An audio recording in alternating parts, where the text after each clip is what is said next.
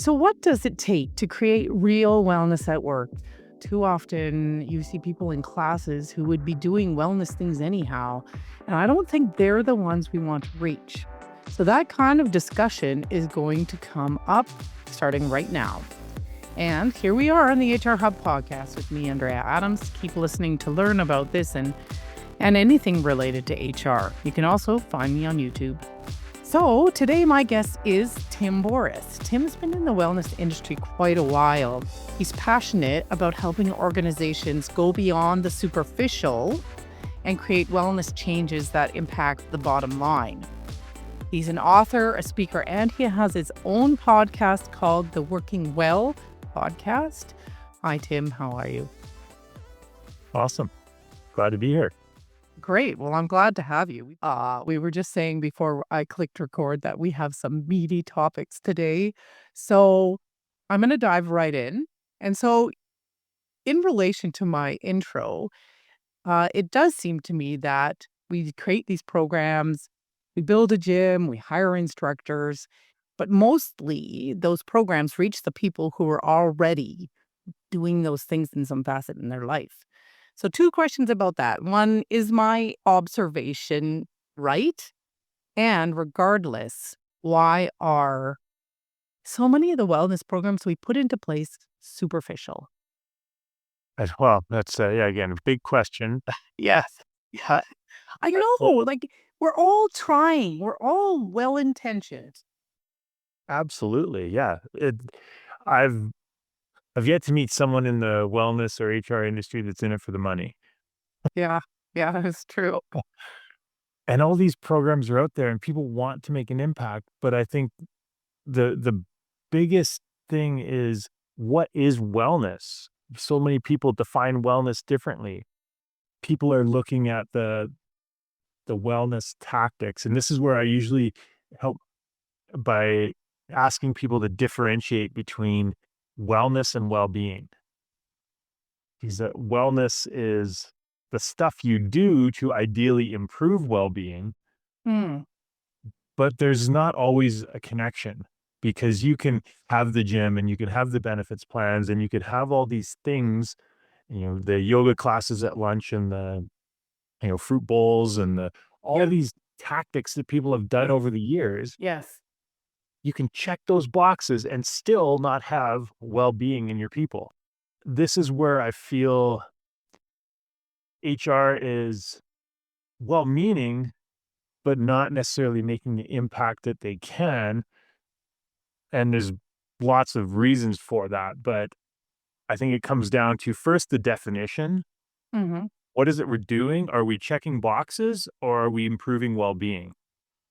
Because when you start to shift that mindset and the lens and say, okay, we're not just providing wellness, our goal is to improve well-being, and we're going to try and do that through wellness. But if it's not working, at some point we need to say, all right, what other factors are involved, and how is well-being, how are we going to get to that well-being point? Because well-being is a state of being. It's you're happy, you're healthy, you're functioning on all, firing on all cylinders. Mm-hmm. It's an outcome. Yeah. And I've seen, quote, best places to work. They're on the lists every year, and they've checked every single one of the boxes. They're winning awards for their wellness programs, and they're stressed out, they're burnt out, they're disengaged, they're frustrated. You can have all of those things, but I'm like, if if you're working for a toxic boss, none of that matters. It's a Band-Aid, and it's nicer to have that than not have it, but it really is just a Band-Aid at that point. Hmm. And that's where I see a lot of companies are throwing more money and more resources at wellness, but not taking a hard look in the mirror and saying, okay, what is it about our corporate culture, our leadership, that is creating these outcomes of poor well-being? That leads perfectly into my next question. So, if we start at the 10,000-foot view or 20,000, whatever number you want to use, but high, what mindsets or perspectives are critical for building an effective wellness program that actually drives well-being. And then I guess also not everybody's going to understand what that really is, like, and not have a very crystal clear vision of what we're aiming for. So who needs to have that? Well, yeah, and when you said 10,000-foot view, 20,000 foot, I'm like, what's the 50,000 foot foot Okay, all right. Let's or go. 100,000? We need to be at the highest levels of the organization creating that mindset shift. So the C-suite has to understand the difference between wellness and well-being. They have to then say, "We buy into well-being and we believe it's important, and we're gonna put our money where our mouth is and rubber to the road and get some clear accountability at the C-suite to make that happen." So we often assume that well employees are going to be productive employees, but I've never actually seen any data to show that. So two-part question here. What do the studies say about the business value of wellness or well-being, whichever word you want to use? And and then for us in our organizations, how can we measure the impact of it? What do you suggest? Yeah, so I think the first part of that question, what do the stats say? That refers to what is your definition of wellness Okay. and well-being? Yeah. And so, like, if we step back to the bigger picture and say healthy, happy, engaged, high functioning people, Yeah. we know they perform better than people who are stressed out, burnt out, disengaged, not connected. So if we just look at like engagement stats, Okay. it's something like the people that are actively disengaged. I can't remember the exact stat. It's something like, Like 20 or 15% or something. Yeah. yeah, but those people cost the business. It's like 5 to 10 times more than someone who is just not even actively engaged, but just normal, like the Mhm. in the middle of the bell curve. It's like the 80-20 rule. Like the people that are most engaged are only maybe 20%, but they're producing 80% of the results. Uh, And again, there are lots of stats out there on engagement, and there's subsets of engagement. So as an organization, looking at what are our biggest pain points, is it turnover? We know that it can be anywhere from, I think it's like zero point 0.6 to 1.5, maybe even 2 times a person's annual salary to replace them. So if your turnover is at 50%, which I've seen in some divisions and some companies, talking to uh, a organization, they're a growing organization, and they have a lot of lower wage frontline staff, and they literally have 50% turnover in their frontline staff, and that's expensive. And so when we start talking about well-being, we're not talking about yoga classes and gym memberships and things like mm, that. We're talking about, does your boss help you feel respected and like you're contributing? When that's well-being, hands down, the experience an employee has with their leader is the number one defining factor in well-being. yeah. So many of us already have some form of wellness program that we hope is driving more well being. But whether we're starting from scratch or whether we're refreshing our existing efforts, what other tips do you recommend to ensure that we're having real success, that ultimately we're driving well being the way you've described it? If it's driven by HR, the number one thing is to first shift to that strategic mindset. Okay. Think, okay, let's step back from the traditional wellness lens, look at the bigger picture. Okay. The next step is to identify who the champions are, either at the VP or C-suite level, that are sharing or able to share, or you're able to influence to see this bigger picture of the difference between wellness and well-being. I can't say there's one specific thing you can do because every organization is different. Every organization is filled with humans, Mhm. from the flawed and amazing perspective. Yeah, yeah, yeah. Being able to be strategic on who you connect with and who you build those relationships with to be able to get programs done. There's a way of working in the organization, and I've consulted and been in some organizations that until certain people at the C-suite leave, change will not happen. And one of the most challenging aspects that I've seen and I see happening more and more since COVID is there's no doubt there's greater awareness of the importance of well-being. Companies, again, there's still this disconnect between wellness and well-being. They understand that people need to be a bit more engaged and healthy and happy and feeling connected to the company, but companies are spending more and more on wellness and not changing the corporate culture. They're not changing the day-to-day actions of leaders. Yeah. And so when you get all this, you're checking more boxes, but the culture is not changing. It actually makes it worse because now you're creating an even greater disconnect between marketed perception and reality. So companies like, we're a best place to work. We've won all this awards. And people are like, my boss is still an asshole.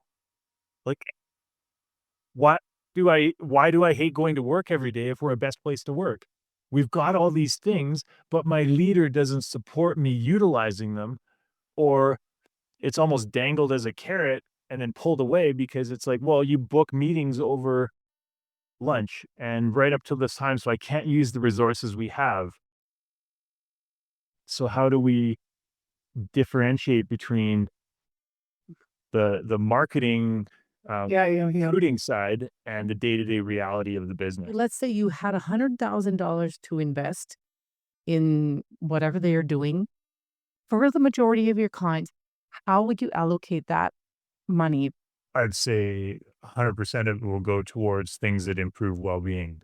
Um, And what would those things be? For the majority of your clients, for generalizing, I know, but what would they be? Things that directly impact the employee experience on a day-to-day basis, particularly leadership development. Okay. And there are lots of leadership programs out there to teach people how to lead. And one of the things that I feel is missing most from those, well, I wouldn't say missing most. I think they don't tie it as well to well-being outcomes. Mm. So we talk about empathetic leadership, servant leadership, and those are important for sure. Mm. But there's this like slight mindset shift or perspective shift that, hey, when we do those things, it's not just about improving the work atmosphere. It improves the entire corporate culture. It improves the value for that person and the organization. It's not we're just trying to improve work. We're trying to build amazing humans that help inspire other amazing humans. And when we do that, everyone wins. If you just have the traditional administrative Yeah. lens and you're in a leadership and development role, it's like I'm gonna do a create a different policy manual that's gonna help walk people through this step, and we're gonna do this tactical thing and this tactical thing instead of stepping back and say, okay, yeah, that's important, but then how are we helping them improve the employee experience? How are we helping them have those tough conversations? Yeah. When to coach, when to mentor, when to teach and train. Those are the skills that I feel are touched on in certain courses, but people aren't getting them early enough in their Yeah. career. Yeah. And even before they're leaders, like those are skills that help people just navigate interpersonal relationships better. Mhm. It's not something we learn in school. It's not something we learn at work, and yet leaders are expected to know how to do it. And some people, when they get to leadership down the road, probably years into their leadership journey, when they hit the executive level, director, VP, then they get these more detailed executive coaching and leadership retreats where they will dive into some of that stuff. But they've already spent 10 years or more building bad habits. Hey, business owners, executive directors, are people stresses or challenges getting in your way? Imagine managing your people issues smoothly, addressing, better yet, dealing with employee problems before they're ever a big problem, adapting to all the changes in employee rules, and doing all of this easily. I can deal with your HR challenges so they're resolved. With me, you'll get the right things done, build a strong team, and create a workplace where the right people want to be. Your business deserves to thrive without a lot of HR hassle. I'm here to help you make that happen. With my assistance, you can focus on business growth, supported by a strong team. Take a first step towards a better business today. Reach out and let's chat. Visit thehrhub.ca and let's begin transforming your people challenges. As I was researching to do this, and as I was researching you, actually, I came across that something around habits. Where do habits fit into building wellness, and how can organizations help employees build better habits? Great question. Yeah. And we all have habits. Yes, some of them are Some are helpful and work, some of them are not. yeah, some are working against us and some are just neutral. Which habits you're wanting to develop are going to be based on the mission, vision, values, goals of the organization and the leaders that are in those positions. Now, very few companies do the hard work to, like, first of all, identify those mission, vision, values. Most companies have a mission, vision, values, but they're not living them on a day-to-day basis. The habits come in when we say, what are the behaviors that we want leaders to be emulating? What do we want them to be demonstrating every day? And which behaviors do we want being recognized, rewarded, and reinforced? When we've identified that and get very, very clear to our leaders and our teams, this is what's expected, then those habits start to become powerful. Again, we all have habits right now, and a lot of leaders have habits that are leading to toxic workplaces and poor culture. They might not, I'm very conscious to say this. I've only met a handful of leaders ever that are just bad, negative, vindictive people Yeah, that are out there to, handful. I mean, you could probably count them on one hand. yeah, There aren't many of them. no. And those are like the random psychopaths in the work. Yeah, yeah, yeah. I mean, and then they ruin it for everybody else. Well, but there are a lot of leaders out there who are unconsciously doing things that are creating a toxic work environment. They don't mean Yeah. it in a bad way. They just haven't been taught the skills or learned the skills or developed the skills necessary to lead with empathy and become an amazing leader. I Mhm. firmly believe that everyone can become an amazing leader. Not everyone has the internal fortitude to do the work, Yeah. uh, or the external resources to support that work, Mhm. or the timing in their career when they can practice that work. So getting all three of those to line up is important, and companies can do that by giving people chances to lead, even if it's in small little things. As a leader, you can help your team members practice leading in meetings and things like that, and then reinforce the behaviors that you want to see. But in order to do that, we have to have a clear vision of what a great leader is in our organizational culture. Because if you're Gordon Gekko and you or running whatever the movie, Wolf of Wall Street, or is there something like that? If that's the culture you want to emulate, great. There are certain behaviors that will support that. But if you don't, what are the behaviors that are going to support the culture you want, and how do you curate Mm. those on a day-to-day basis? For me, that's where habits come in. Wow, so much to think about. And so much more we could delve into. I do have to close this off. So, in your work and in supporting businesses and leaders to promote well-being, what resources do you refer to advance your thinking? First question, and where can someone find you? R Resources, lots of reading, books, podcasts. Deloitte is a company that is, leading the way in well-being, or they call it, human sustainability, Okay. which, is basically sustainable human performance. Yeah, yeah, yeah. Wow. And so I love some of the work that Deloitte's putting out. Gartner has a bunch of great stats on well-being and organizational performance. And so I look for the newest, latest things coming out. There are lots of great people out there leading the way in various areas of well-being. So trying to be well-read and well-researched, and look for valid sources of research. Yeah. Not everything you read online or from ChatGPT is correct. Right. So, Right. find valid sources, and that's, yeah, that's what I try and do. And then where people can find me, timborys.com. I'm on LinkedIn, and feel free to connect. Okay. Let's leave it there. Well, thanks, Tim.